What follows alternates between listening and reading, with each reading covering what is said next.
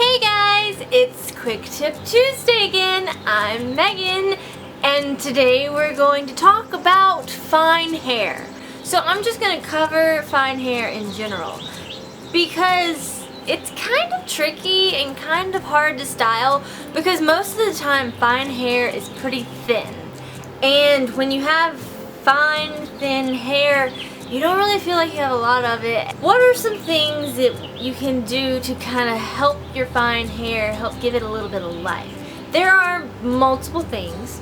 The first thing I want to talk about is starting off with the cut. Now, this is going to be a demonstration, okay? So, when you're cutting fine hair, you want your cut, if it's longer hair, you want it to be a blunt, straight across the line. You don't want it to be point cut. Now, the difference between a blunt cut and a point cut, I will show you right now. Let's say these few little post-it notes are your hair. On this side, we're going to do a blunt cut, and on this side, we're going to do point cutting. Now, blunt cutting, you're literally just cutting it straight across like that. Point cutting, you're going in and you're taking out the hair with little point cuts, and what that does is create a softer line. It's actually really good for thick haircuts. So you can see, now clearly I would never ever cut hair to make it look that jagged, but paper is a bit different. But you can see how much thinner that looks now since we did it that way, and this looks nice and thick because it's that blunt line.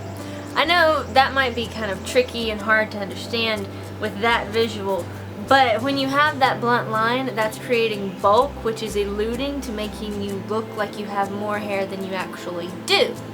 So that's just the very length of your hair. Now if you're wanting to go with some layers in your hair, keep them as elongated as possible, because if you do a ton of layering on fine, longer hair, it's just gonna make it look more stringy. Blunt at the bottom and longer layers if it's long. If it's short, I mean, fine hair is actually really good for short hair, because then that way, like Lisa was saying, you can get a lot of texture going on. Fine hair you can really do a razor with if you're doing a pixie. Now for at home, I definitely say there's some things you can do to make your hair look a bit thicker when you're styling it. And I would actually, anytime you have fine hair, short, long, medium, down to your butt, whatever, I would say start out with a volumizing shampoo and conditioner. Why do I need volumizing conditioner? The shampoo, most people, it makes sense because it's helping get some volume in, not weighing it down. The conditioner is always built to be moisturizing. If you get a volumizing conditioner, that means that it's not going to be as heavy, and normally, depending on the brand, they come specifically for volume, and they have special things in it to help with volume. I'm not going to get into that right now because that would be depending on the brand, but it's always better to start with volumizing shampoo. I would also say blow dry your hair, because if you just let it air dry, unless you have really good curls happening, it's gonna have that kind of string look to it if it's not cut the right way. So even if it's cut right or wrong, however, I would definitely say blow dry it, because that's gonna kind of give it some oomph. And you want to use some volumizing product, stuff like a root lifter or a strand expand plumper.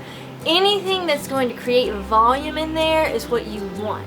You also want to use a round brush when you're using it so that you can get that volume up in here. Now I have plenty of videos on curling and blow drying and stuff like that to help with volume. So maybe if you're really looking for something deep into explanations of how to do this stuff, take a look back at some of my older videos and you can find some stuff to help you out.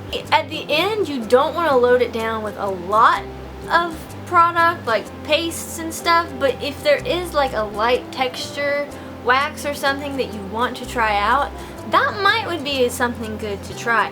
I would honestly say it would be depending on the person and on their hair, because I can't line up 10 of you and do the same exact thing on each and every one of you. I would sit down personally with each of you and come up with a different thing for your fine, thin hair, because everybody's is different. So yeah, that's kind of an overload on stuff you can do with fine hair, but I hope it helps. Let me know if any of that stuff, any of those suggestions were helpful to you, or if you're going to try any of them. Definitely, if you go to get your hair cut, make sure you tell them you'd like it to be blunt on the ends and you'd like your layers to stay longer. I really think that would help you a lot if your hair is longer and it's fine. What are your summer plans this year for the summer? I know it's mid-May now, so we're about to hit summer really close. But I don't have a ton of summer plans. I actually, this weekend, I'm going to the beach, which will be nice. But that's the only actual beach trip I have planned so far this year. I don't know if I should say Haley's channel or not, because she hasn't been doing Quick Tip Tuesday.